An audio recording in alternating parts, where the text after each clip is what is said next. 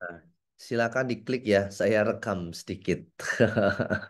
Jadi biar enggak ini ya, saya rekam sedikit. Nah, nanti kan kalau misalnya, aduh saya nggak ada rekamannya, macam mana nih? Masya Allah. Jadi dijelaskan di sini adalah berilah mereka pelajaran, pelajaran dan katakanlah kepada mereka perkataan yang membekas pada jiwa mereka. Masya Allah keren ya. Sudah. Jadi ketika ada orang yang jahat sama kita, orang yang mungkin baik sama kita, cuman baiknya itu baik yang pura-pura, apa? Satu, berpaling. Ini yang kita kerjakan ini, ya. Berpaling dari mana? Sifatnya. Ditipu orang, kita berpaling dulu. Kita dihina orang, berpaling dari sifat-sifatnya. Ada sifat-sifat orang yang kalau berpaling itu apa? Aku mendingan nggak ketemu. Ada yang begitu. Aku mendingan diam saja. Ada yang begitu.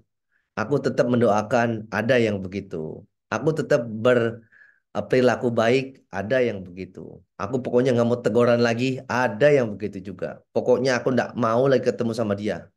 Pokoknya aku nggak mau bertransaksi sama dia.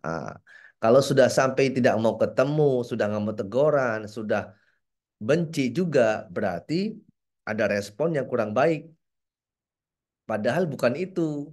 Apa yang kita lakukan kalau ada orang kayak begitu? Apa? Satu, berpalinglah kamu dari mereka. Dan berilah mereka pelajaran. Mau'idhah. Jadi pelajaran apa? Tuntunan, tontonan. Nah, begitu ya. Tuntunan sesuai dengan petunjuk, tontonan maksudnya apa? Role model harus dijadikan kita tuh mencontohkan.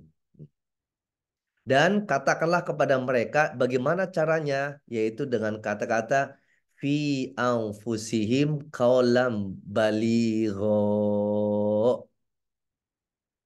Apa perkataan yang membekas pada jiwa mereka, Masya Allah. Yang membekas bagaimana? Perkataan yang santun, yang bijaksana, yang bisa menyentuh hati. Ah, nih, kaulam baligho. Ada namanya kaulan syakila, ada namanya kaulan syadida. Wah, di Al-Quran tuh banyak, ya kan? Perkataan yang tajam, perkataan yang berat. Dan ini perkataan yang membekas. Yang dimaksud perkataan yang membekas tuh yang bagaimana? Ya perkataan yang dimana kita ini ngomongnya tuh baik-baik dari hati yang paling dalam, ya. Seperti kayak lagunya dari hati yang paling dalam. Nah, ini jadi harus ada penyampaian-penyampaian yang baik. Ya. Kalau orang yang dia lagi emosi, kita menyampaikannya emosi juga selesai angus. Maka kita harus berlawanan. Nah, begitu. Harus berlawanan. Itu namanya seimbang. Ya, ketika dia emosi, kita jangan ketemu emosi juga. Ya. Ketika dia lagi marah-marah, kita jangan ikut marah-marah juga. Itu nanti nggak ketemu jalan ininya, solusinya. Yang ada sudah perempuan sama perempuan saling emosi, jambak-jambakan dia. Kamu itu. Nah, kita kita bedakan dengan cara apa? Berpaling, perkataan yang membekas, masya Allah.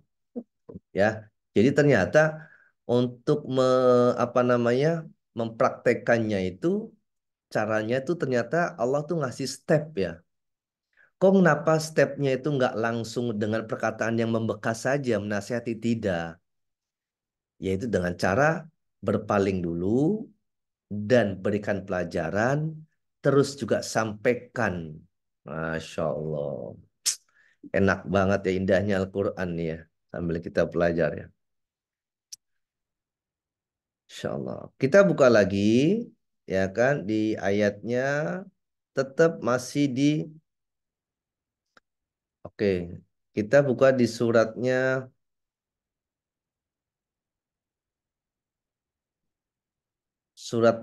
ayatnya 80.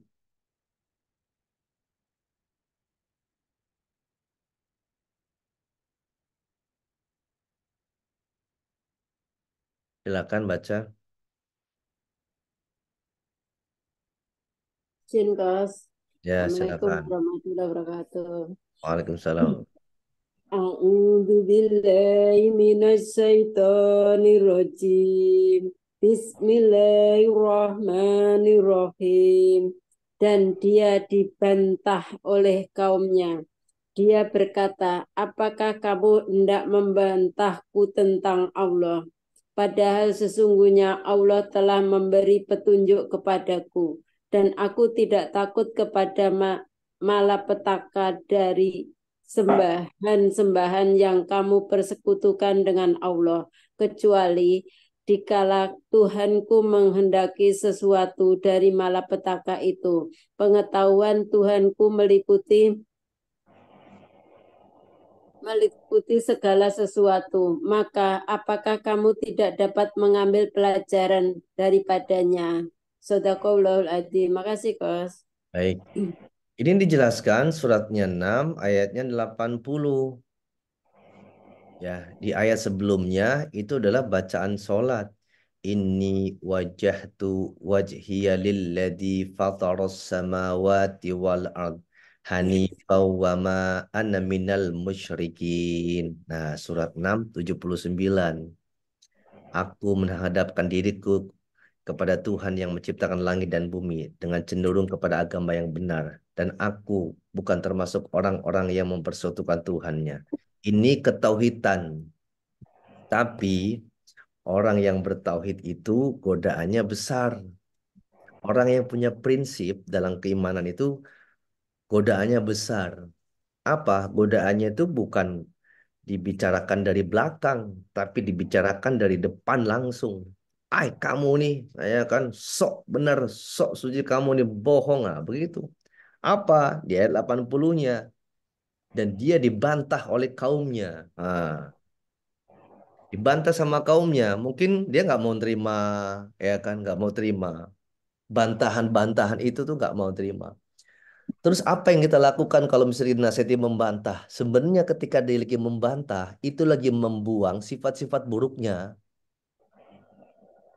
Lebih bagus dia membantah. Coba kalau misalnya diam saja. Diam saja kan. Bingung nih responnya apa. Dengan membantah itu lagi membuang sifat-sifat buruknya. Jadi ketika kita menasihati yang baik, ya kan. Kan ini sudah penuh nih. Sudah penuh dengan sifat-sifat negatif. Lalu dia mengeluarkan sifat-sifat negatifnya. Keluar satu. Tep. Kita nih masukin satu, nggak bisa masuk. Dia keluar satu sifat negatif. Keluar. Nah, kita ini baru sifat-sifat kita tuh masuk ke kita.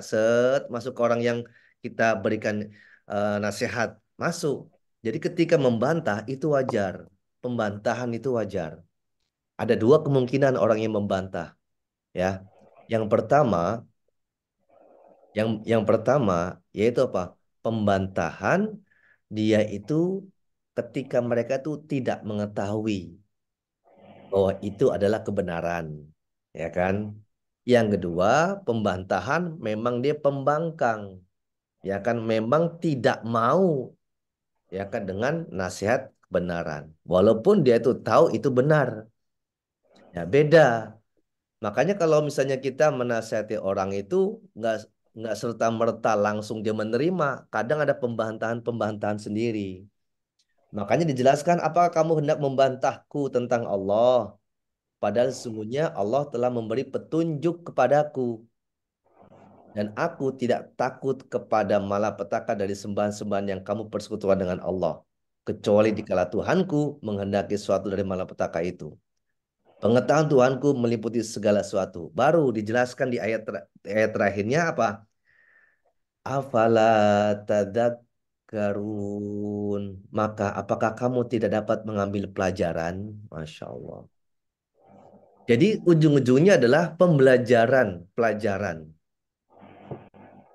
Jadi jangan heran kalau misalnya ada orang yang dikasih nasihat baik, terus dia melawan dengan kebatilan. Jangan heran. Karena itu adalah salah satu reaksi sebenarnya orang itu pelan-pelan juga akan mendapatkan hidayah.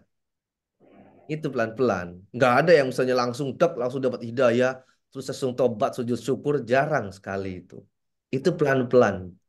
Rasulullah aja mengajarkan Pada orang-orang itu ya pelan-pelan, dikit-dikit menetes, pelan-pelan. Walaupun dijelekin, walaupun dijahatin terus dengan mau'idoh, dengan kebaikan, dengan akhlaknya, Masya Allah. Itu yang terjadi. Cuman kenapa kok misalnya lambat kita itu memberikan contohnya? Karena kita itu nggak sabar. Kita nggak sabar memberikannya. Kita nggak sabar gitu. Insya Allah ya. Ini keren ya. Maksud kenapa kok dijelaskan begitu detail banget bagaimana ya kan Allah memberikan pemahaman-pemahaman Al-Qur'an. Coba kita buka lagi suratnya 6 126.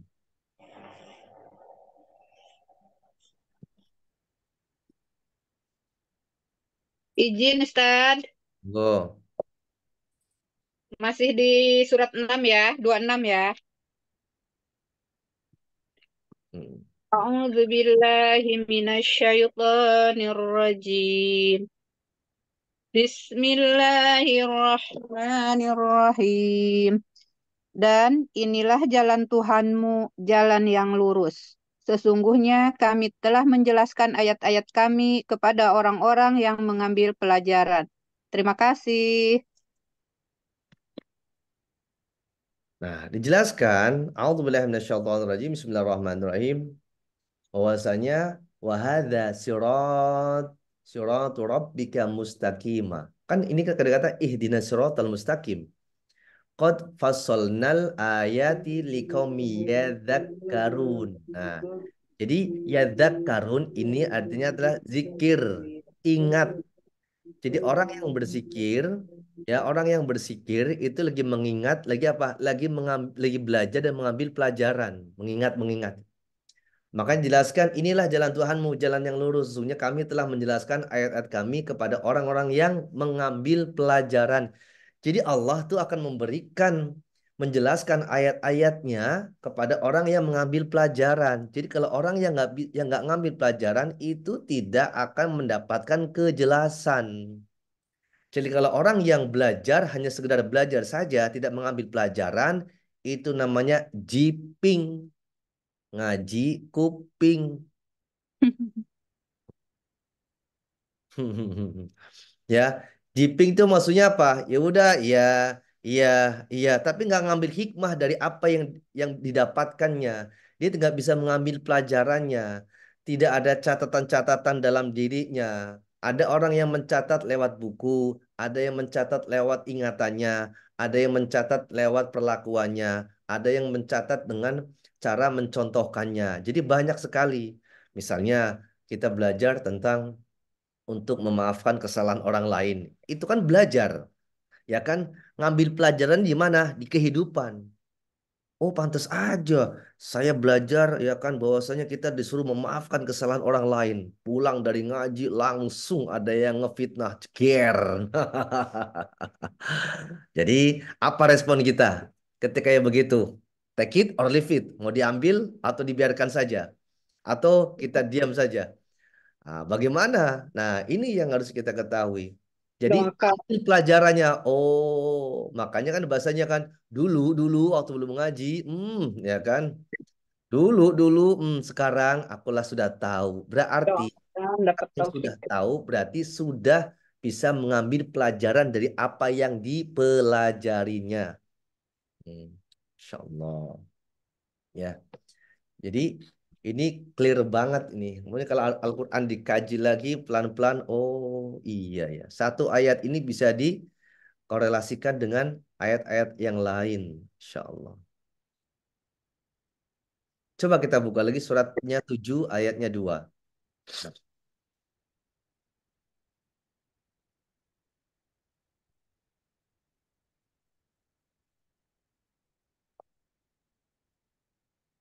Saya baca coach. Oh. Ya. A'udzubillahi minasyaitonirrajim. Bismillahirrahmanirrahim. Inilah kitab yang diturunkan kepadamu Muhammad. Maka janganlah engkau sesak dada karenanya, agar engkau memberi peringatan dengan kitab itu dan menjadi pelajaran bagi orang-orang yang beriman. Sadaqallahul adzim. Terima kasih coach. Insya Allah ya. Ini dijelaskan bahwasanya kitabun unzila ilaika fala yakun fi sadrik. Ini adalah sebuah kitab yang diturunkan kepadamu. Diturunkan kepadamu. Siapa? Ya kamu. Siapa? Kamu. Kamu. Jadi menunjuk satu orang, ya kan? Tapi empat jarinya ke kita. Kamu. Ke kita. Jadi sebenarnya ketika kita lagi menasehati, sebenarnya kita tuh lebih banyak dinasehati. Lagi banyak dinasehati. Ya. Ya ini jelas ya. Makanya dijelaskan apa? Bahwasanya A'udzubillahi minasyaitonirrajim. Bismillahirrahmanirrahim.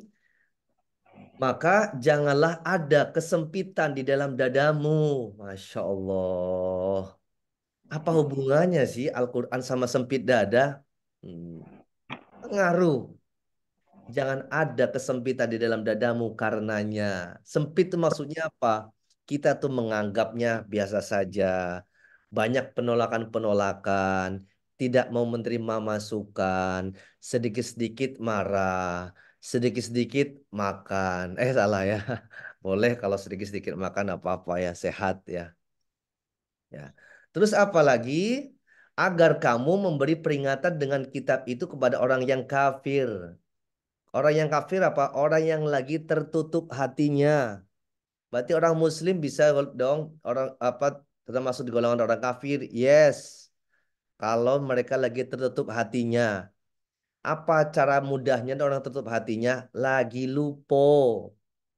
Orang lagi dikasih nikmat kaya, lupa bahwa dia itu suruh bersedekah, tapi dia lupa udah bersedekah. Bahasanya tuh pelit lah kalau misalnya begitu kan. Kenapa orang tuh lagi pelit, orang tuh pelit karena lagi lupa. Begitu enaknya. Dasar jangan sampai begini. Dasar pelit ya ampun. Nggak bisa kita mau gitu. Ya, dia pelit. Dia lagi lupa. Lupa. Lupa dulu tuh pernah doa. Dia tuh waktu lagi susah doanya Masya Allah tidak pernah tinggal.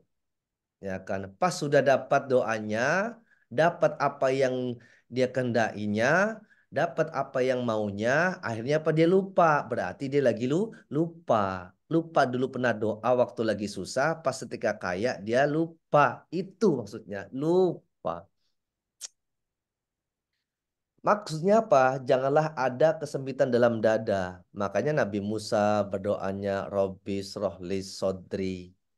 Ya Allah, lapangkanlah dadaku. Itu. Kalau misalnya kita doa, jangan langsung, ya Allah, ya kan hutang lunas ya Allah, ya kan. Nanti dulu, ya kan. Di apa? Ya Allah, lapangkanlah dadaku.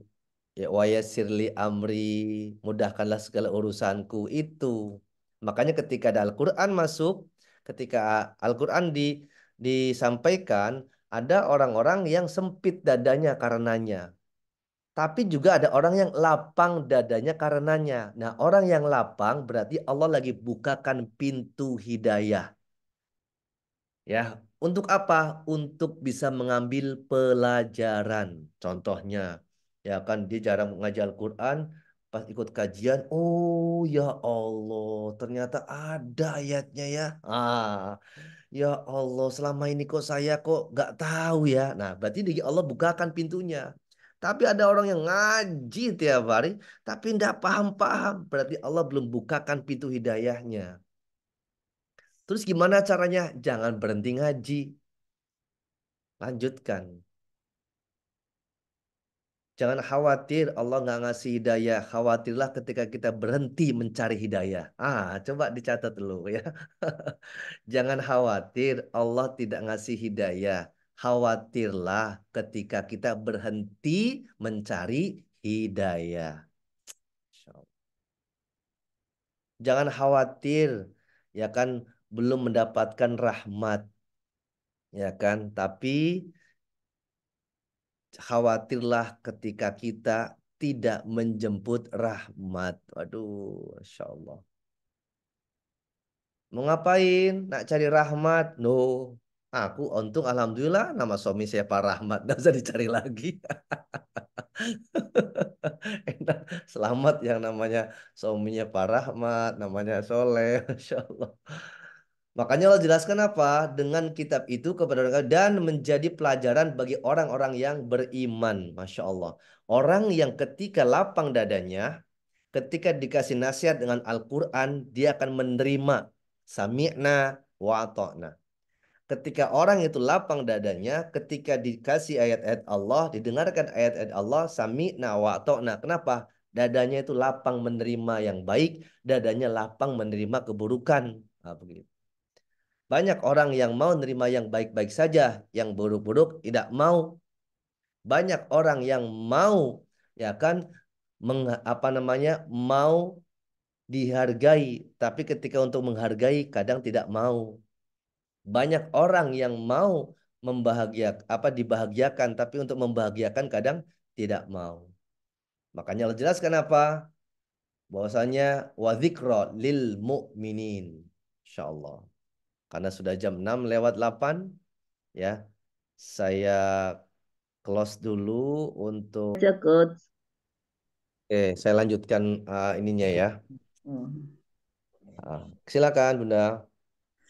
أعوذ بالله من الشيطان الرجيم بسم الله الرحمن الرحيم يا أيها الذين آمنوا اتقوا الله وابتغوا إليه الوسيلة وجاهدوا في سبيله لعلكم تفلحون. Hai orang-orang yang beriman, bertakwalah kepada Allah dan carilah jalan yang mendekatkan diri kepadanya dan berjihadlah pada jalannya supaya kamu mendapat keberuntungan. Shadaqallahul azim. Terima Allah. kasih, Coach. Ya.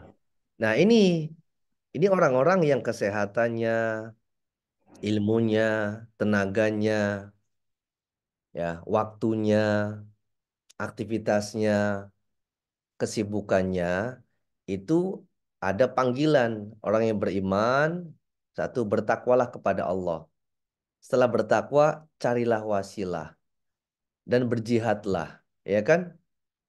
Jihad, cari wasilah, ya kan? Untuk apa? Semuanya adalah untuk mendekatkan diri kepada Allah. Kata Allah jelaskan apa? Agar kau untung hidup, jangan apa? Jangan pengennya untung terus, tapi untung menurut Allah tadi aktivitasnya itu dekat sama Allah. Caranya apa? Salah satunya kalau di bulan Ramadan ini satu, banyak ngaji, banyak sholat, banyak sedekah. Itu cara-cara yang yang Allah inginkan. Ya kan? Ngaji, ngaji Al-Quran untuk apa? Dekat sama Allah. Orang ini Al-Quran juga punya Allah. Jadi satu.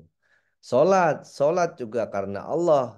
Makanya pengen dekat dengan Allah. Sedekah, sedekah juga pengen mendapatkan apa? Keberkahan juga. Masya Allah. Jadi ini tuh semuanya saling berkaitan. Jadi kalau misalnya aktivitas kita ini lebih dekat kepada Allah, maka lanjutkan. Kalau pekerjaan kita jauh dari dekat dengan Allah, maka tinggalkan. Kalau ada teman-teman kita yang menyuruh kita jauh dari Allah, maka hindarkan. Begitu. Ya, sekarang sudah harus bisa pilah-pilih. Pilah-pilih teman boleh nggak? Boleh. Ya kan? Tapi pilah-pilih di sini bukan berarti kita ini tidak tidak supel sama orang. Maksudnya pilih teman, pilih teman-teman yang memang untuk mendekatkan diri kepada Allah. Tapi kalau misalnya ada teman yang nggak baik terus pengen bergaul sama kita, tetap kita gauli. Cuma jangan sampai kita diwarnai. Kalau bisa kita mewarnai. Tadi kembali lagi ke ayat-ayat pertama, mau'idhah. Berikanlah pelajaran dan sampaikanlah dengan cara-cara biar bisa membekas kaulan baligho. Perkataan yang membekas. Contohnya kayak gimana sih? Masya Allah ya, saya kemarin dengar kajian itu Masya Allah sampai menyentuh hati. Nah, bahasanya begitu. Sampai membekas dalam hati. Nah, ini namanya bekas dalam hati, bekas yang baik. Ini kadang nggak, aku nih ketemu sama dia ngomongnya nyakitin, nyeleketin nih, masih membekas dalam hati. Nah, berarti ini harus harus kita luruskan dulu. Kalau kita sampai berteman dan ada teman-teman yang mungkin kurang enak, kurang apa, terus kita membekas dalam hati sampai kita punya rasa benci, berarti bekas yang dalam hati, bekas yang kurang kurang baik. Ya, insya Allah. Nah, ini harus kita lakukan terus menerus. Kita melakukan mauidhah terus menerus. Masya Allah ya. Ini masih banyak lagi di surat di surat 7 aja ada sampai 2, 3. Ada 6 ayat. Di surat 8 ada 1 ayat. Surat 9 ada 1 ayat. Surat 10 ada 3 ayat. Surat 11 ada 4 ayat. Kau tahu ada aplikasinya. Masya Allah. Rasanya bagaimana? Terus tinggal kita bagaimana cara menjelaskannya. Ya kan? Ingat menjelaskannya juga jangan sampai pakai pakai nafsu. Coba kita buka lagi suratnya surat 11 ayatnya 120.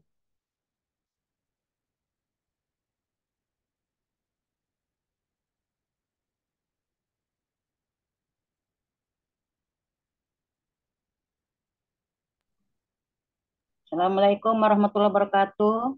Waalaikumsalam warahmatullahi wabarakatuh. Izin baca Coach. Allah. A'udzubillahi minasyaitonirrajim. Bismillahirrahmanirrahim. Surat Hud ayat 120. Ya. Dan semua kisah dari rasul-rasul kami ceritakan kepadamu. Ialah kisah-kisah yang dengannya kami teguhkan hatimu. Dan dalam surat ini telah datang kepadamu kebenaran serta pengajaran dan peringatan bagi orang-orang yang beriman. Shadaqallahul azim. Makasih, Coach. Oke, sama-sama. Di surah 11 ya kan dijelaskan ya ayatnya 120 dan semua kisah ya dan semua kisah dari rasul-rasul kami ceritakan kepadamu ialah kisah-kisah yang dengannya kami teguhkan hatimu. Masya Allah, dengannya kami teguhkan hatimu. Dan dalam surat itu telah datang kepadamu kebenaran serta pelajaran dan peringatan bagi orang yang beriman. Jadi inilah kisah-kisah itulah menjadikan pelajaran. Kisah Nabi Musa, Nabi Yunus, Nabi Nuh, Nabi Ibrahim, semuanya itu bisa mengambil pelajaran. Untuk apa? Biar keteguhan kita tuh makin bertambah. Keteguhan kita, keimanan kita makin bertambah. Kita mendapatkan pelajaran-pelajaran dari kisah-kisahnya. Itu. Terus apa? Dari situlah kita juga peringatan bagi orang yang beriman. Ada namanya pelajaran, ada namanya peringatan, ya kan, mau'idhah, ada namanya zikir, ya kan, sebagai untuk mengingat dan banyak sekali. Masya Allah ya. Masya Allah masih banyak lagi karena sudah jam 6.20 sesuai dengan instruksinya. Mudah-mudahan Allah Subhanahu wa taala bisa menjadikan Al-Qur'an ini adalah sebagai mau'idhah, sebagai pelajaran. Al-Qur'an ini juga bisa menjadi lidzikri, sebagai ingatan untuk bisa mengambil pelajaran, dan mudah-mudahan kita bukan cuma hanya sekedar belajar tapi juga kita bisa menjadikan orang-orang yang lebih banyak mengambil pelajarannya. Ingat ya bahwa tidak ada alasan untuk belajar, tapi belajarlah karena alasan kamu untuk bisa mengejar impianmu. Nah, jadi kalau orang yang beralasan belajar, berarti sebenarnya dia itu lagi nggak mau untuk masa depan yang lebih baik lagi. Tapi kalau misalnya orang belajar karena alasan untuk mengejar impiannya, berarti belajar itu bukan cuma hanya jadikan kewajiban, tapi menjadi kebutuhan. Everything is right is come from Allah. Everything is wrong is come from me. Kebenaran itu datang dari Allah. Kesalahan dari saya pribadi. Billahi taufiq wal hidayah. Assalamualaikum warahmatullahi taala wabarakatuh. Waalaikumsalam Waalaikumsalam warahmatullahi wabarakatuh. warahmatullahi Terima kasih, wabarakatuh. Coach. Terima kasih.